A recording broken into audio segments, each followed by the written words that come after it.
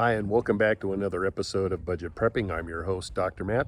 So today we're camping, and camping is one of the absolute best ways in order to prepare for disaster because you're learning how to live without the usual amenities of a house. Now, granted, in this particular case, of course, we get a little generator, but we only run it to run a microwave or a griddle. That's it. And then from there, we've got propane that runs a small refrigerator. So, of course, reliance on a refrigerator is not necessarily the thing you want to do, but of course, we're camping and it's convenient, whatnot. But preserving food accordingly so that you don't have to have a refrigerator is a great idea. And there's lots of classes to do that. There's lots of YouTube opportunities to learn how to can and to preserve meats even. And there's wonderful foods out there called like pemmican, which is like half beef and half blueberries, and does not require refrigeration, and it's actually pretty good. You can also make hardtack too, which is just think of it as like the world's worst cracker, but it's like a saltine that'll chip your teeth. I like rolling it out really thin like a pie crust, but it's pretty hard, and then I just have lots of salt. It's made out of flour and salt and water. That's it. And then you cook it, and I just love just soaking it in my mouth until it's chewable, and then I chew it and eat it.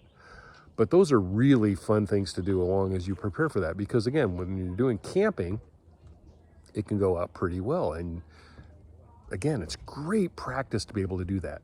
Okay, so I'm going to put a pemmican link in the comments below.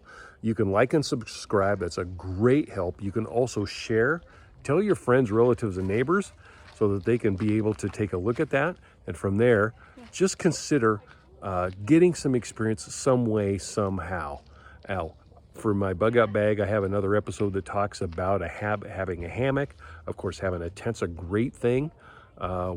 Historically, we've purchased a bunch of items from garage sales. We just got a play tent for the kids that was out of a free box, had a bad zipper, but the kids get a little fort to play with out in the yard. So again, please consider these types of things. It's really cool when it happens. It's a lot of fun hanging out with family, of course, and it's really hard to beat a campfire.